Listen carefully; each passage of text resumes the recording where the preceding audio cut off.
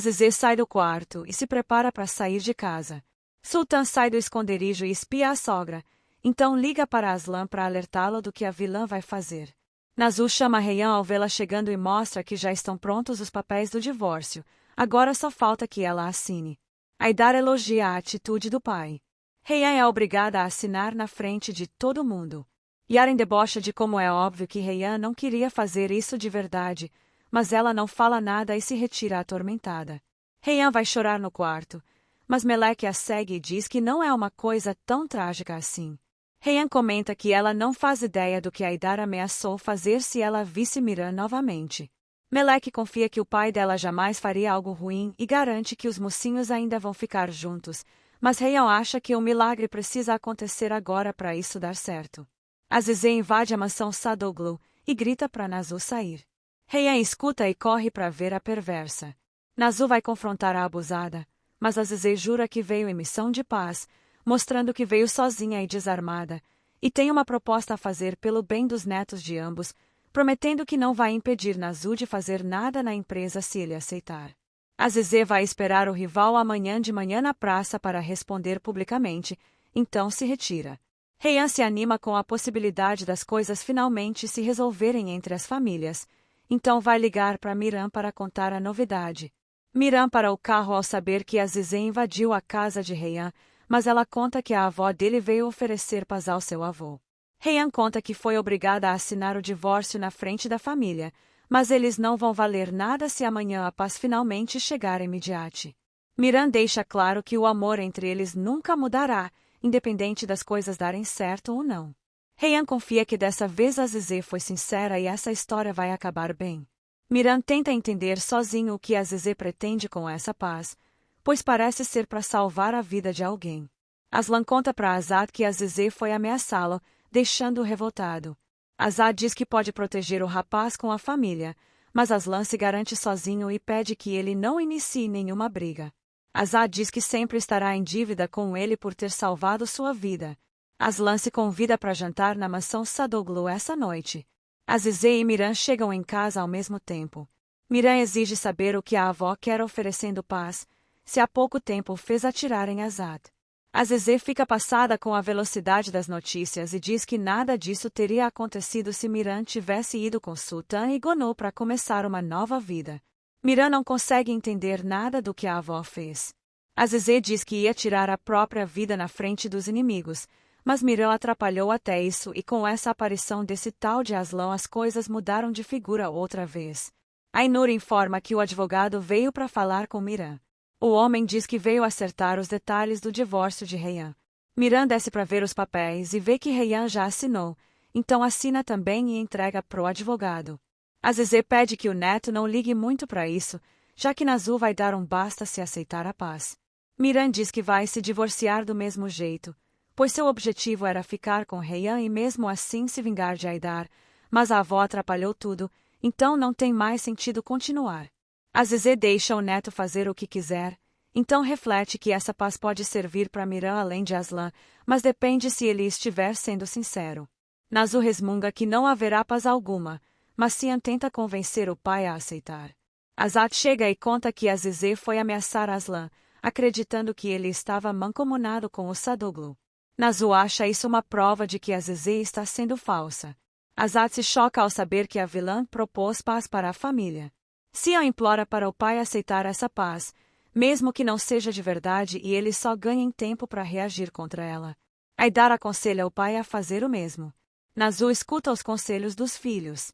Sian sente ciúme pelo pai só ter aceitado depois que Haidar falou, mas o importante é que deu certo. Mais tarde, Azizê observa Miran conversando com Firat, então reflete que Aslan a obrigou a fazer algo inimaginável, mas vai fazer Miran pagar por isso depois que o plano der certo. Mustafa conta que o envelope está quase chegando para o Sadoglu. Azizê se alegra com o plano para Aslan. Melek chama Azad para receber uma coisa. O homem conta que trabalha na cafeteria e viu que o amigo de Azad esqueceu um envelope, então entrega a ele para devolver para o homem depois. Azad recebe o item e acaba deixando cair o conteúdo, então percebe que são várias fotos de Rayhan. Azad fica confuso e toda a família se junta para ver o que é. Todos se juntam e veem que não tem apenas fotos de Heian, mas sim de toda a família.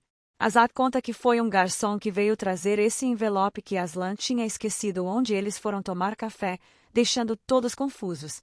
Aslan aparece bem na hora para o jantar que tinha combinado com Azat. Azat confronta o forasteiro e exige saber que fotos são aquelas que ele andou tirando. Heian relembra Miran dizendo que Azat tinha uma foto deles dois em casa.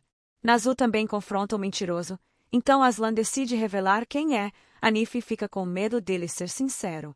Aslan começa a contar que estava seguindo Azat no dia que ele foi baleado porque estava investigando quem era sua família, pois foi adotado e descobriu que era de uma família de Midyat depois que cresceu, então veio procurar seus parentes para saber o que houve. Nazul pergunta de onde ele tirou que poderia ser da família Sadoglu. Aslan inventa que alguém lhe enviou uma carta dizendo isso e quis investigar todos eles. Haidar pergunta se ele também investigou a família Aslanbey. Aslan mente que sim, mas já descartou a possibilidade porque eles não estavam em Midyat desde antes que ele nascesse.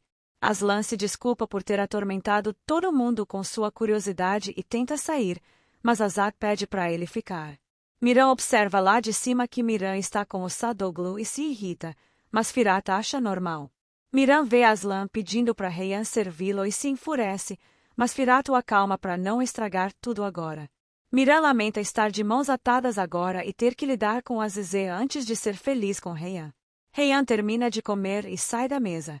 Miran pede para Firat ir embora e garante que não vai fazer mais nada além de só conversar com Heian. Heian sobe distraída e nem percebe o amado querendo dar um susto nela. Heian implora para ele ter mais cautela com essas visitas, mas Miran não consegue pensar em outra coisa quando quer ficar perto dela. Miran puxa Heian para o topo da outra casa e revela que comprou a casa ao lado da dela para conseguirem se ver com mais frequência às escondidas. Heian fica melancólica ao saber que Miran assinou o divórcio também. Miran a tranquiliza com um beijo.